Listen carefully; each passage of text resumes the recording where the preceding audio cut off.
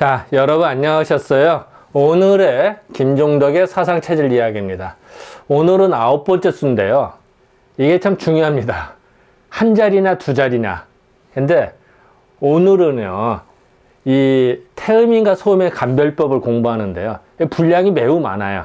제가 일부러 그런 게 아니라 동의수세본에는 이재만 책에 요 한 달락 이렇게 길어요. 그러다 보니까 오늘은 조금 각오하고 좀 길게 하니까 이해 양해 부탁드리겠습니다. 이거 어쩔 수 없습니다. 뭐 쪼개서 할까도 했는데 그냥 한 달러씩 그 주제를 삼다 보니까 양해를 좀 부탁드리겠습니다. 지난주에도 그 소양인하고 소음인이 좀 혼동되는 수가 있다고 했는데요. 태음인과 소음인의 경우도 혼동되는 수가 종종 있어요.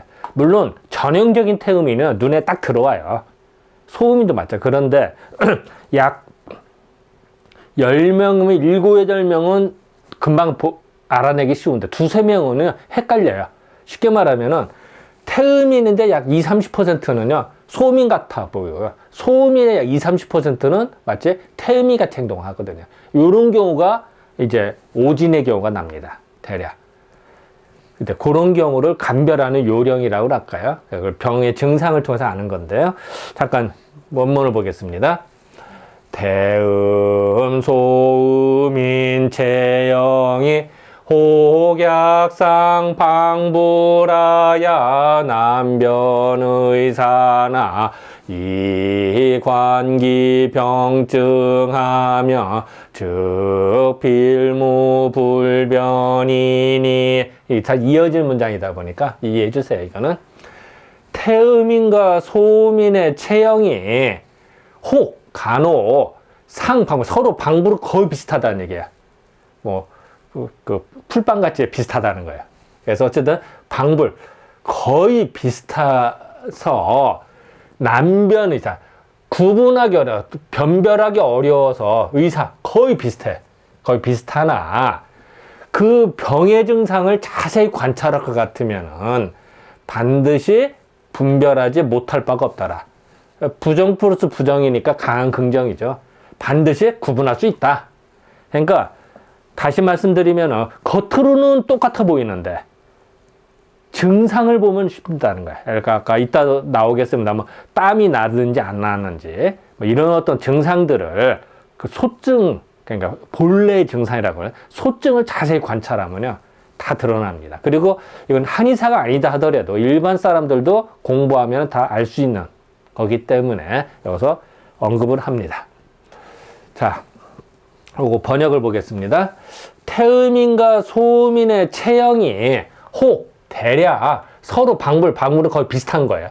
방불해서 변별하기 어려워서 의사 거의 비슷했으나 그 병증을 살피면 반드시 구분할 수 있더라.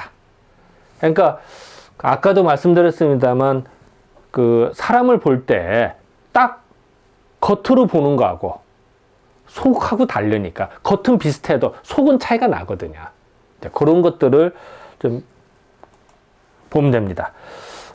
여기 쌍둥이가 있네요. 쌍둥이의 경우가 아주 대표적인 경우인데요. 쌍둥이의 경우는 어떨까요? 사주도 같아요. 그런데 옛날에 유명한 일이 있었습니다.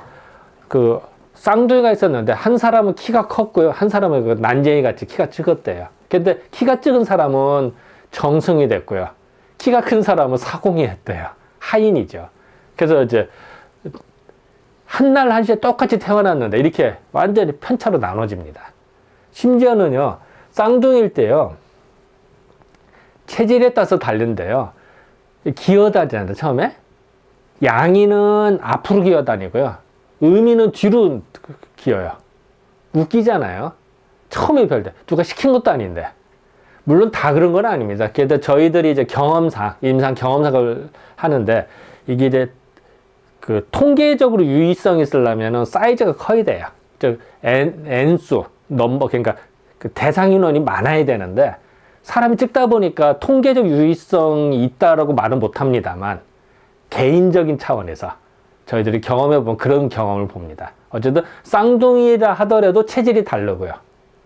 또 학습하는 거나 이렇게 기어다니는 거 하는 행동하는 것도 다른 수가 종종 봅니다. 이런 경우는 그 그 증상을 보거나 행동한 걸 유심히 보면 구분이 됩니다. 자, 이제 그 다음 보겠습니다. 태음이는 허한즉 완시랴요 소음이는 허한즉 대병야며. 태음이는 허한은 말 그대로 식은땀인데요. 이게 참 번역이 어렵습니다. 이 부분이 해석이 어려워요. 왜냐하면은 우리는 보통 이제 그 식은땀이라고 하면요, 몸이 식었는데도 나한테 식은땀이라 합니다. 우리가 덥거나 달리기를 뛰거나 이러면 땀이 나는 게 정상. 안 그러면은 사람이 죽죠. 땀이 나서 체온을 조절을 해줘야 돼요. 그건 정상적인 땀인데요. 우리가 밤에 잠을 잔다고 그 몸의 활동량이 줄어들기 때문에 체온이 약간 내려가요. 그런데도 남은 땀을 식은땀이라고 하고요. 우리보다 악수하잖아요. 악수를 할 때 손이 차가운데도 끈끈한 땀이 나는 사람들이 있어요. 또 그런 사람들이 시험을 보거나 긴장할 때 손바닥에 땀이 차서 자꾸 손 닦는 사람들이 있어요. 그런 사람들은 다 식은땀이거든요. 근데 의사에는 뭐라고 써 있냐면요, 식은땀을 이만큼 흘리면은 네 거로 피를 흘리는 것 같다. 식은땀 네 거로 피래요. 비유를 하는 거죠. 똑같다는 뜻이 아니라. 피를 흘리면 사람이 지칠 거 아니에요. 지치니까 또 식은땀을 흘리고 악순환이 돼요. 그래서 특히 손바닥에 땀이 차는 거를 식은땀, 너무 빨리 쓰다 보니까 이렇게 됐네요.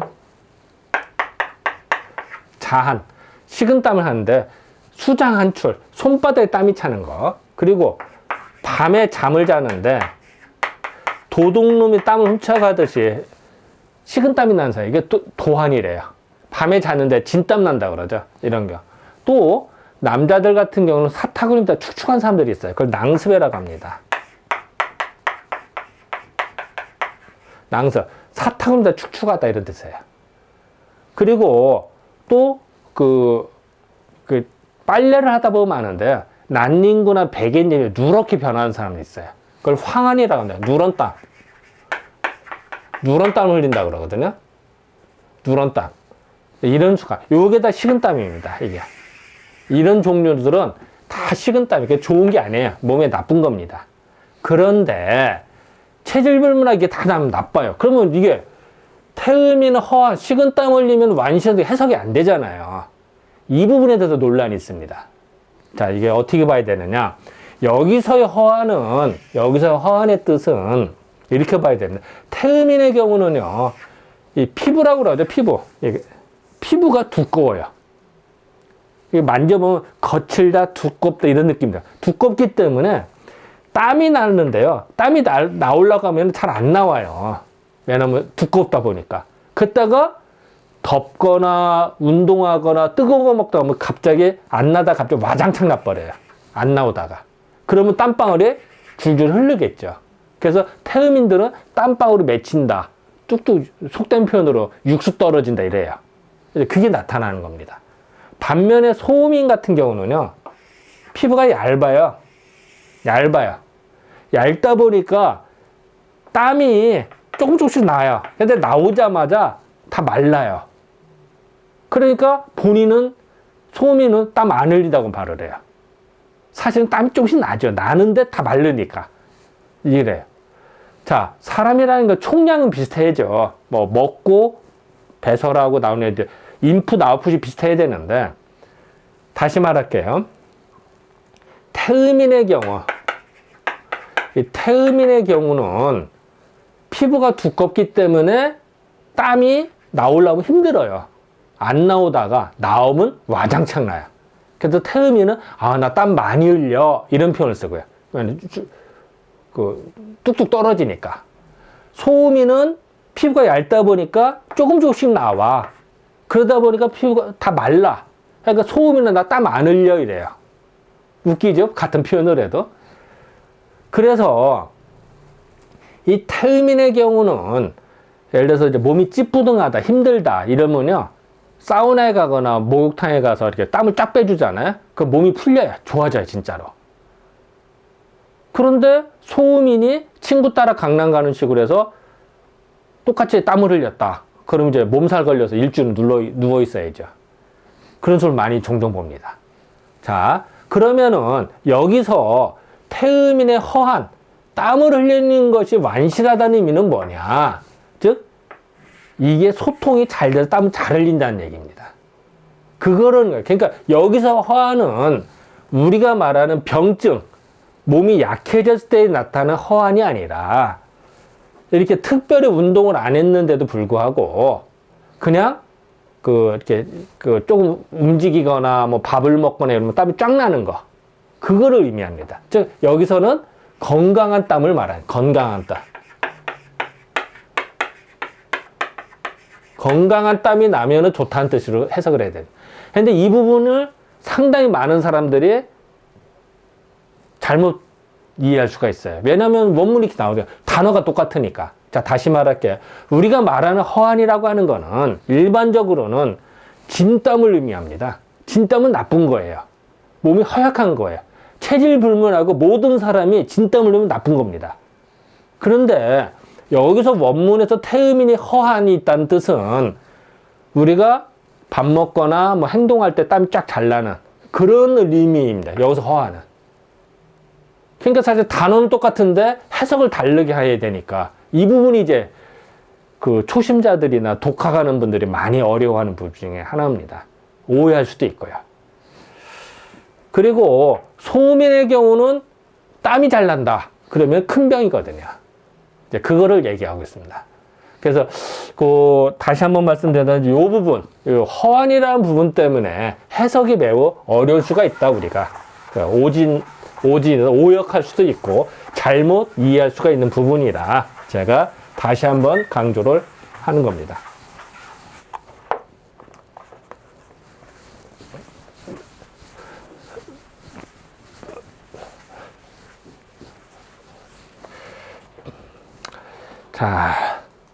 자, 번역을 보겠습니다. 태음인은 그래서 이것도 사실 허한해서 이게 다르게 번역을 해야 되는데 참 아직 애매해서 그냥 이렇게 번역을 해서 이게 이해를 해 주셔야 돼요. 예, 그래서 여기서 허한, 태음인의 허한은 그냥 일반적인 땅으로 해서 번역을 해야 되거든요. 근데 이제 그래서 이 부분이 좀 문제는 있는데 어쨌든 허한이 있으면은 완실, 건강하고 소음인의 허한이 있으면은 큰 병이더라. 몸이 나쁜다. 자, 뭐 어때요? 뭐 이거 땀 보입니까? 땀 줄줄 흘리는 거? 이렇게 되면 이건 건강하다. 태음인이라면 뭐 밥을 먹거나 아니면은 조금 뭐 움직이거나 이럴 때 그럼 뭐 건강한 태음입니다. 이런 경우는. 근데 소음인이 됐다 이러면 이제는 조금 고생 좀 하죠. 많이 흘리면은 지칠 수가 있습니다. 젊은 사람들은 괜찮은데 좀 나이가 들거나 이런 사람은 몸살이 걸릴 수가 있어요. 자, 다음. 태음인은 양강견밀증 대병야요. 소음인은 양강견밀증 완실하며. 태음인은 양강견밀하면은 큰 병이고 소음인은 양강견밀하면 완실하다. 이게 도대체 무슨 말이야? 자, 아까 태음인은 뭐라고 그랬죠? 피부가 두껍다고 그랬어요. 두꺼운데 이게 두껍기 때문에 땀이 나오려면 잘 안 나온다고 그랬잖아요. 그런데 이게 딱딱해진다고 생각해 봅시다. 피부가. 뭐 딱딱한 표현이 이상하지 말아요. 그런다고 가정을 해봅시다. 그러면요, 땀이 더 안 나올 거 아니에요. 그죠? 그러면은 큰 병이라는 뜻이에요. 소음인의 경우는 피부가 얇아요. 얇으니까 땀이 소글소글 잘 나와서 다 말라비트는 애. 그래서 본인이 땀 안 흘리다고 표현했잖아요. 그런데 이게 단단해졌어. 그럼 어떻게 될까요? 땀이 더 잘 날까요? 아니면 덜 날까요? 더 덜 나겠죠. 더 나오는 게 안 나요. 그러면은 이게 또 단단해지면요, 소음인은 건강해지는 거예요. 왜냐면은 땀이 억제가 되니까. 자, 다시. 여기서 양강견밀이라는 뜻, 이 부분이 또 해석이 어려워요.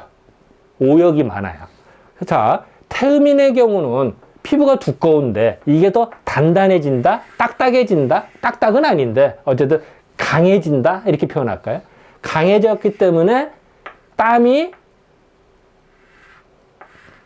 나오려다가 그렇지 않아도 두꺼워서 잘 안 나오는데 더 안 나올 거 아니에요. 그러면은 큰 병이고요. 소음인의 경우는 얇아서 잘 나오자마자 마르지만, 그러니까 본인은 땀 안 난다고 생각하지. 어쨌든 그렇지만 이게 또 단단해지면 어떻게 되죠? 땀이 잘 안 나오겠죠. 그러면은 건강해져. 소음인의 땀은 몸의 진액이라서 하면 편합니다. 쉽게 말하면 소음인의 땀을 이만큼 넣으면은 몸에 피가 이만큼 나갔다. 진액이 나가는 것 같다 표현하면 편하거든요. 그래서 그렇게 이해하면 편합니다. 그래서 여기 같은 경우도 그 양강견밀이라는 뜻이 그 엉뚱한 게 아니라, 이 사람의 피부가 단단해진다. 그리고 땀이 잘 난다. 이제 그 부분으로 이해를 해 주셔야 이 부분이 해석이 잘 됩니다. 그래서 이 부분도 참 많은 사람들이 그 독학하실 때 어려움을 겪는 것 중 하나입니다. 자, 번역을 보겠습니다. 태음인은 피부가 양강하다, 더 강하고 튼튼하다, 단단해진다, 뭐 이렇게 표현할까요? 강해진다. 그러면은 하고 견밀해지면은 이거는 큰 병이고 오히려 땀이 더 안 나오니까. 소음인은 양강하고 견밀하면은 땀이 덜 나오니까 더 완실, 튼튼해지더라. 이렇게 이제 보시면 될 것 같습니다. 우리가 사람을 볼 때 피부, 나무 있잖아요. 나무의 숲이라고 하죠. 숲이. 나무 껍질. 껍질을 만질 때 이게 두껍다, 얇다 이런 느낌이 있어요. 또 달라요. 또 두께도. 태음인은 두꺼운 그 수피를 만지는 듯한 느낌? 이런 느낌입니다. 약간 거칠기도 해요. 또 사실은. 그런 특징들이 좀 있습니다. 자, 다음을 보겠습니다. 태음인은 유흉겨 정충증야요 소음인은 유수조물랑증야며. 태음인은 흉격은 가슴입니다. 이 가슴이 정충은요 심장이 두근두근거리는 겁니다. 자, 심장은 24시간 뛰죠. 심장이 안 뛰면 사람 죽죠.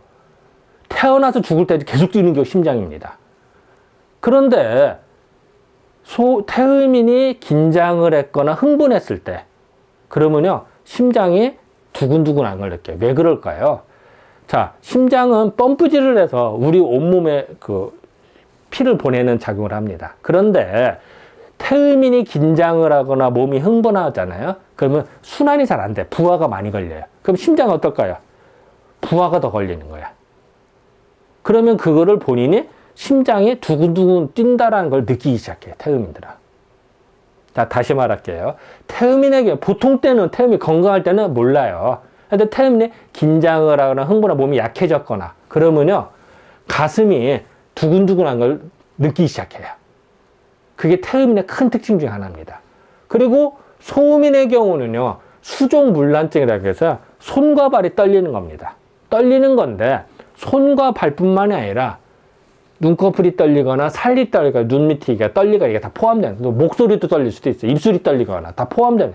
언뜻 생각하면 수종과 손발만이다 게 아니라 한의학에서 다 통칭해서 말하는 겁니다. 그래서 이제 수종물란증이라고 하면은 손발, 엔드 이런 살이 다 떨리는 게 다 포함돼. 그래서 소음인의 경우는 긴장하거나 흥분하거나 몸이 약해지잖아요. 그러면요 이게 떨려요. 목소리도 떨리고 피부도 이게 제멋대로 떨려요. 이런 수를 종종 봅니다. 그게 큰 특징 중에 하나다. 구분을 해놨습니다. 자, 번역을 보면 가슴이 두근거리는 겁니다. 흉격청충이 있고 소음이나 수종물라도 손발이 떨리는 거예요. 그런 증상이 있다. 요게 큰 특징 중에 하나다 라고 나옵니다. 아까도 했습니다만 심장은 계속 뛰죠. 근데 심장이 두근두근한 걸 느껴요. 태음인들은. 참 희한하죠. 심지어는 뭐 이럴 때 이제 심부전이 온다 뭐 이렇게 표현할 수도 있을 거예요. 이제 심한 경우에 이제 올 수도 있다. 뭐 저는 이렇게 표현해요. 저도 뭐 로또를 1등 해본 적이 없어요, 사실은. 근데 아마 로또를 처음에 맞았을 때나 이게 당첨이 됐을 때 그 막 가슴이 두근거리는 거, 뭐 이런 거에 비유를 해볼까요? 그래서 사진을 구하다 보니까 마침 있어서 넣어봤습니다. 이것도 뭐 외국 거네 보니까 뭐 사진 구하다 보니까 영어로만 써 있네요. 자, 그다음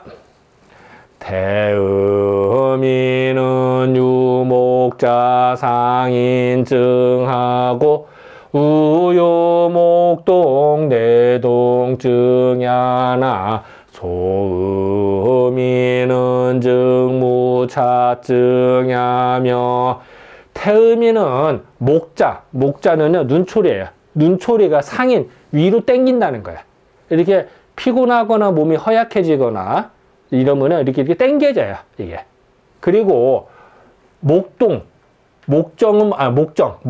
눈동자입니다. 눈동자가 안에서 아픈 거예요. 움직일 때.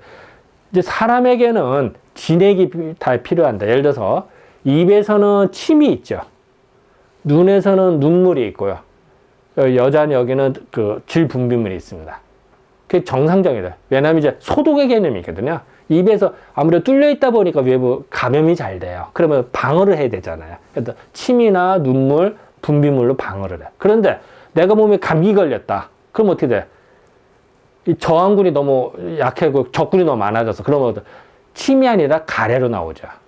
눈은 어떨까요? 적군이 많아지고 뭐 병에 걸리면은 눈물이 아니라 눈곱이 나오기 시작하고요. 여자는 여기가 그 분비물이 아니라 냉대야로 나옵니다. 그 마치 가래라고 생각하면 가래는 아닌데 비유를 하면 이제 그런 색인 거죠. 그래서 눈물이라고 하는 소독제의 개념도 있고 또 윤활유의 개념이 있습니다. 그래야 눈동자가 움직이기 훨씬 편하거든요. 그런데 태음인의 경우에 열받았거나 화가 났거나 뭐 몸이 약해지면요 열이 떠요. 순환했는데 열이 떠버려요. 그러면요 눈물이 말라버려요.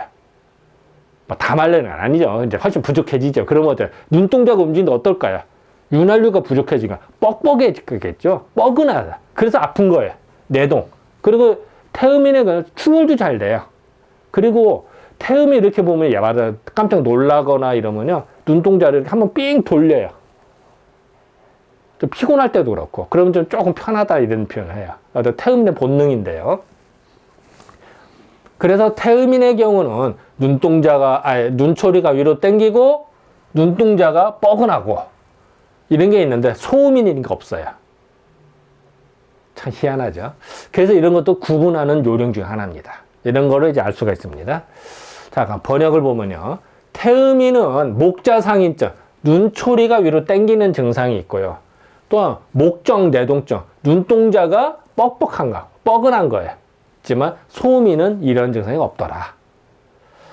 중요한 키 중에 하나다. 분류하는 키입니다. 아까도 말씀드렸습니다만 사람을 볼 때 이 눈동자가요. 태음인의 경우는 놀라잖아요. 그러면 눈동자가 딱 내려가요. 근데 소양이나 태양인은 이 눈동자 위로 올라가 버려요. 그래서 흰자가 보여요. 눈동자가 올라가서. 태음인은 흰자가 위로 보이고요. 양인들은 밑으로 보여요. 눈동자가 올라갔으니까. 태음인은 오히려 내려가 버려요. 이런 특징이 나타납니다. 참 이런 것도 재밌어요. 보면은. 관찰하다 보면 나옵니다. 자, 또 다음을 보겠습니다. 소음이는 평시호흡이 평균이 간요일태시호흡야요 태음이는 증무차태시호흡야며 소음이는 평상시에 호흡하는 것이 평균은 고루해요. 보통은 이제 골라요. 그런데 간혹가다 태식은 한숨 쉬는 겁니다. 이게 말을 하다가 이런 식으로 한숨 쉬는 겁니다. 한숨이야 다 쉬죠. 한숨 아닌 사람이 누가 열받거나 스트레스 쌓이면 다 한숨 쉽니다. 그런데 스트레스도 별로 안 받고 특별할 일도 없는데도 말을 하다가 보면 가슴이 답답해서 숨을 한번 몰아쉬어요. 소음이 있는 게 나타난다는 거야. 이런 얘기지. 아이고 뭐 다른 체질은 한숨 안 쉬냐? 아이, 다 쉬지. 그런데 열받았거나 스트레스 했을 때는 숨을 다 쉬는데 소음인의 경우에는 평소에도 그게 나타나더라. 이렇게 이해를 하셔야 됩니다. 그래서 이걸 강조한 거야. 평소에 호흡은 평균한데 간혹 있더라. 열받았을 때가 아니라. 근데 또 태음인은 이런 게 없어요. 태음인은 한숨 쉬는 게 별로 없어요. 물론 태음인도 아까도 스트레스 쌓이거나 뭐 투자했는데 날리거나 하면 한숨이 나오죠. 안 나오면 인간도 아니죠. 그건 이제 특별한 경우고 보통의 경우에는 별로 없더라. 소음이는 보통의 경우에도 한숨을 잘 쉬더라. 이렇게 이해하시면 됩니다. 자, 번역을 보면요. 소음이는 평시에 호흡이 평균 항상 똑같다는 거예요. 고르다는 얘기예요. 그러나 간혹 한 번씩 태식, 한숨을 쉬는 호흡이 있고 태음이는 이런 게 없더라. 하나의 큰 특징 중 하나입니다. 그래서 이게 사진을 구하다 보니까 없어서 그 고양이 하품한 걸 넣었는데요. 그냥 이렇게 그 소음인의 그 한숨 쉬는 게 좀 있더라를 강조하려다 보니까 사진은 없고 고양이는 있고 해서 이걸 넣습니다. 예, 이해해 주시기 바랍니다. 다음. 태음이는 악지로 안중에 능음냉수하고 소음이는 악지로 안중에 불음냉수하며 태음이는 학질, 보통 학질이라고 하면요, 우리는 보통 말라리아 학질을 생각합니다. 말라리아 모기로 인해서 물론 그것도 학질이에요. 그런데 한의학에서는 말라리아 학질이 있고요. 말라리아로 인한 모기로 인한 학질도 있고요. 그 엄청나게 큰 학질의 개념입니다. 즉 학질이라고 하는 거는 추웠다 더웠다 하는 건데요. 이것이 무지하게 큰 개념입니다. 사람이 뭘 잘못 먹어도 체해도 학질이 나타날 수가 있고요. 귀신에게 깜짝 놀래도 그럴 수가 있고요. 몸이 허약해도 학질이 나타날 수 있습니다. 학질의 종류가 제가 기억은 한다 20가지인가 30가지로 종류가 나눠집니다. 그 정도로 분류가 많아요. 그 중에 하나가 말라리아 학질입니다. 근데 번역을 말라리아 학질로만 번역하면 안 되죠. 단어는 똑같으면 의미가 달라지는 거예요. 그 대표적인 경우가요. 제가 예전에 이제 왕세자 일기를 번역에 참가를 한 적이 있었는데요. 이제 임금의 경우는 이제 그 조선 왕조실록이고요. 그 세자 때 일기도 있습니다. 그 왕세자 일기라고 동궁일기라고 하는데요. 그걸 번역하는데 한의학 파트를 제가 자문을 하고 번역을 해줬는데요. 소현세자 같은 게 그렇습니다. 소현세자가 산증이라고 해서요. 몸이 차가운 증상이 있습니다. 그러면 차가워서 이렇게 음낭 쪽이나 밑에가 아파요. 그래서 소현세자는 말을 못 타요. 말을 타면 눌리니까 무지하게 괴로워요. 그래서 이제 소현세자가 청나라 끌려갈 때부터 계속 고생을 하고 계속 이제 귀국할 때도 고생을 하는데요. 귀국한 다음에 이제 학질에 걸렸다 이런 표현이 나옵니다. 사실 귀국할 때도 몸이 허약해요. 그래서 약을 썼는데 잘못 써서 또 더 나빠졌는데 그건 이제 나중에 또 얘기를 하고요. 어쨌든 그 학질 그때가 음력으로 봄이에요. 봄. 3월인가 4월인가 그래요. 그때는 여름이 아니라 모기가 없어요. 말라리아 모기가 없어요. 말라리아 모기는 온도가 꽤 높아야만 발생이 되거든요. 그런데 그거를 말라리아 학질로 잘못 번역을 해요. 그게 아니에요.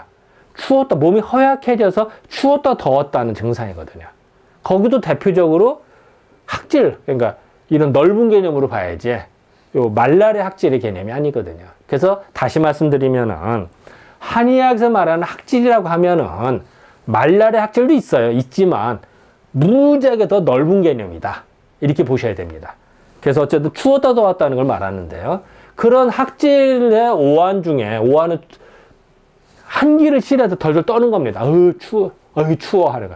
그때는요 사람이 지나가도 찬바람 확 불어서 추워요. 몸이 허약할 때 그렇게 느낍니다. 이럴 때에도 능이 냉수, 얼음물을 먹을 수가 있다는 거예요.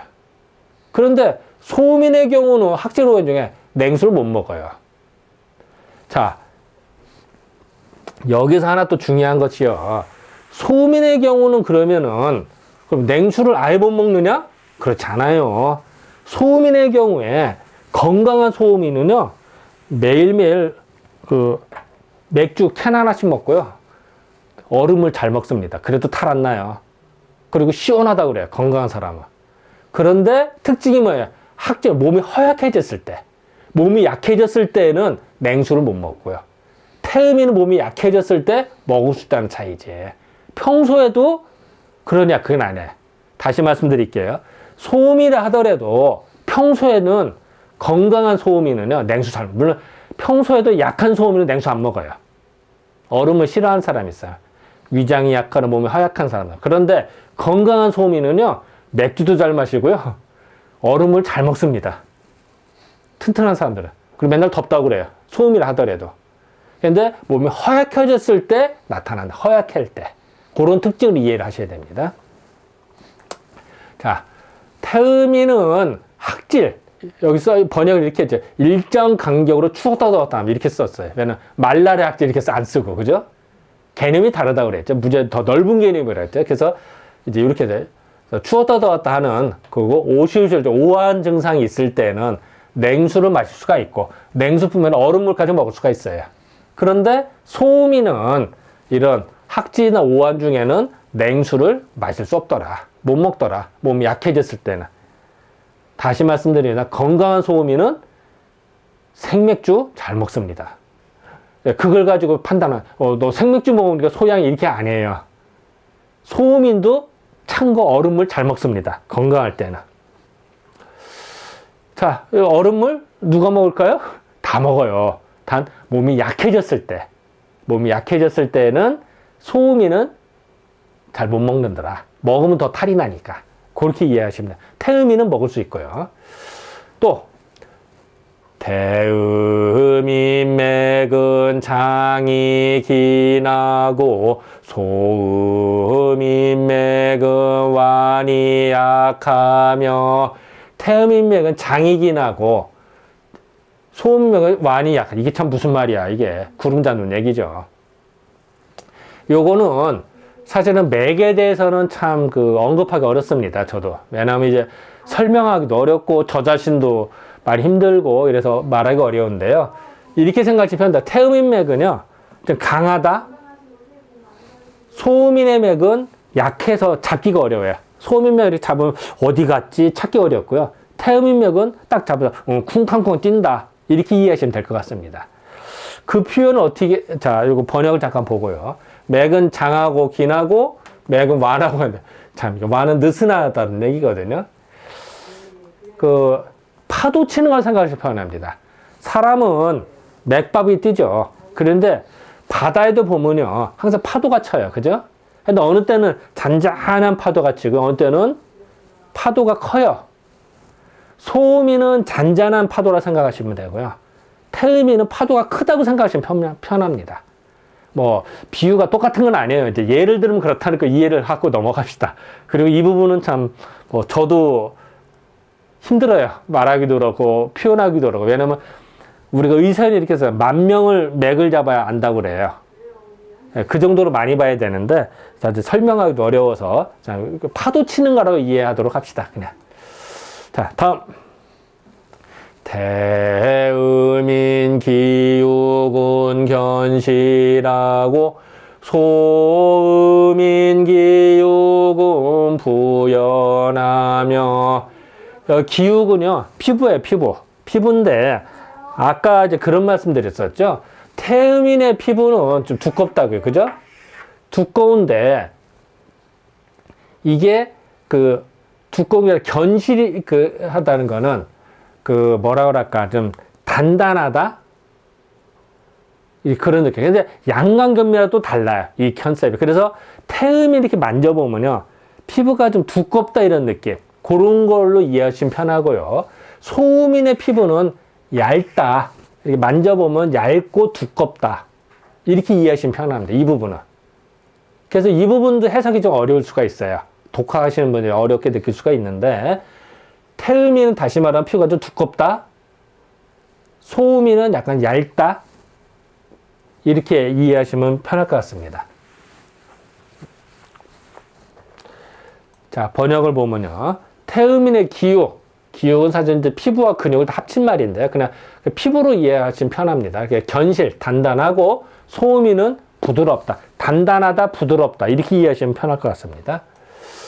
자, 이렇게 딱따구리가 나무를 쪼을 때요, 딱딱딱 하거든요. 근데 나무 수피가 두꺼운 게 있고 얇은 게 있어요. 거기에 따라서 소리가 달라요, 사실은.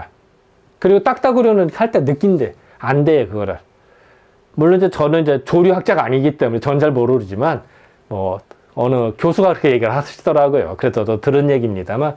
그래서 그런 차이, 그래서 그 숲의 두꺼움, 나무 껍질의 두껍고 얇고의 차이, 또 사람의 피부의 두껍고 얇은 차이, 이렇게 이해하시면 될 것 같습니다.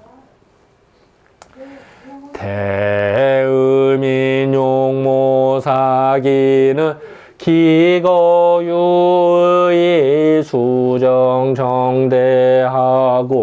소음인 용모사기는 제임자연이 가니 소견이라. 태음인의 용모사기는, 용모는 모양입니다. 행동하는 모양. 그리고 사기는 말의 기운입니다. 용모와 사기는 기거는 일어나고 행동하는 것이 위기가 있다. 점잖고 이렇게 위험이 있고 점잖아요. 이런 게 있고, 그리고 수정, 올바르게 하고, 정대, 항상 크게 하고 올바르게 행동하고요. 소음인의 경우는 용모사기는 체임, 행동하는 것이 자연스럽게. 소음인은요, 어느 모임에 가든 어디에 가든 항상 그 분위기에 맞춰서 자연스럽게 행동합니다. 맞추는 거죠. 그래서 체임이 아주 자연스러워서 간이는 쉽게 하면서 소교, 조그만한 손재주가 있더라. 그래서 소음인들은요, 약간 손재주가 있고요, 아기자기함을 만드는 것도 잘해요. 그리고 이렇게 소음인의 경우는 그런 수를 봅니다. 이렇게 앉아있을 때 가만히 있지 말고 손을 이렇게 만져 하거나, 뭐 핸드백을 만지거나, 뭐 이런 사람들. 그리고 가방을나 책을 들더라도 그냥 아니라 꼭 이렇게 안쪽으로 이렇게 들죠. 이렇게.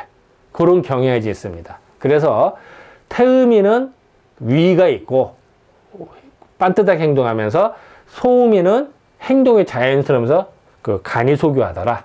번역을 보면요, 태음인의 용모와 사기는 행동하는데 의례, 예의가 있고, 예의가 있으며, 또 수정, 올바르게 행동하고, 또 정대, 중정하고 웅대하게, 크게 논다는 얘기예요. 정대하게. 그리고 소음인의 용모와 사기는 행위, 어떤 행동하는 것이 매우 자연스럽고, 간이 아주 간략하게 하고 간이하게 하면서 속의 큰 특징 중 하나입니다. 자, 이 코끼리를 한번 생각해 보십시다. 이 코끼리는요, 피부도 두껍죠. 코끼리는요, 걸을 때도요, 무거워서 천천히 이렇게 걸어요. 하마같이 걷죠, 코끼리. 경망스럽게 걷지를 않아요, 코끼리가. 뛰어봤자 무거워요. 그죠? 이게 마치 태음인이라고 할까요? 그런 느낌이라고 생각하시면 편할 것 같습니다. 자, 제가 지금까지 한 가지 결론을 좀 보겠습니다. 사실은 뭐 앞판부리 많아서 결론을 낼 수가 없어요. 하도 길어서. 그냥 간략하게. 소음이가 태음이는 병증의 차이가 있더라. 아까 쭉 나열을 했죠. 뭐 눈이 눈초리가 땡긴다, 눈동자가 뻐근하다, 뭐 한숨을 쉰다, 뭐 기타 등등등. 어떤 냉수를 마신다, 못 마신다, 기타 등등등을 다 요약하는 겁니다. 그래서 용모사기도 차이가 나고 해서 결론은 외모에 속지 말아라. 겉으로 봐서는 똑같아도 내용을 보면 된다. 자, 저 사람이 감기 걸렸을 때, 몸살 걸리고 뭐 약해졌을 때 얼음물을 먹는지 못 먹는지, 한숨을 쉬는지 안 쉬는지를 자세히 보면 된다는 얘기죠. 그리고 피부를 한번 만져봐라. 이러면은 좀 알죠. 그래서 다시 말하면 외모에 속지 말아라. 체질 판단도 아주 중요한 겁니다. 그래서 이렇게 결론을 내도록 하겠습니다. 좀 도움이 됐나 모르겠습니다. 네, 다음에 뵙겠습니다. 네, 감사합니다.